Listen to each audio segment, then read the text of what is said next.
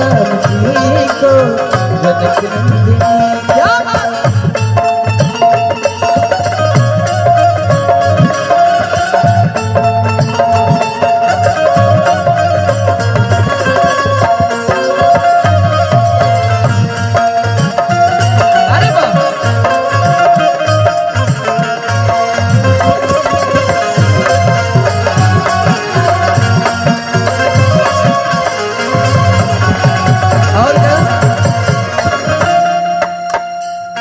बहुत खुशी के बात बाकी 500 साल मतलब कि पहले हमने के राम मंदिर के थी भाई ना, आज हमने के खुशी के दिन बजे राम मंदिर के निर्माण हो गई बा भैया।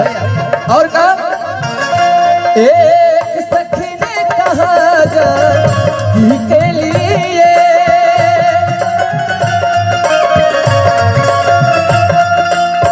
एक सखी ने कहा जानकी के लिए रचे दिया है विधाता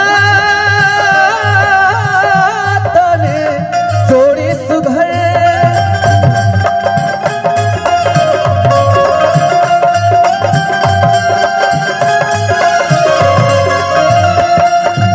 एक सखी ने कहा जानकी के लिए रच दिया है विधाता ने जोड़ी सुधर। भैया एक सखी ने कहा जानकी के लिए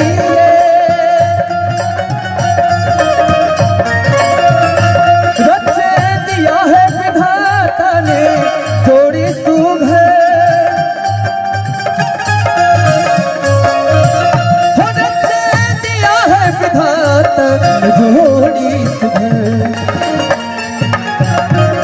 और का रच दिया है विधाता ने जोड़ी सुधर। पर धनुष से कैसे तोड़ेंगे कोमल कुंवर। पर धनुष से कैसे तोड़ेंगे कोमल कुंवर। मन में शंका पड़ी रह गई, मन में शंका पड़ी रह गई। एक बार सब लोग बोली राम नाम दिख रहा ना भाव। एक बार सब लोग बोली प्रेम से बोली रामचंद्र महाराज की। क्या बात है कहे के बाद देख कर राम जी को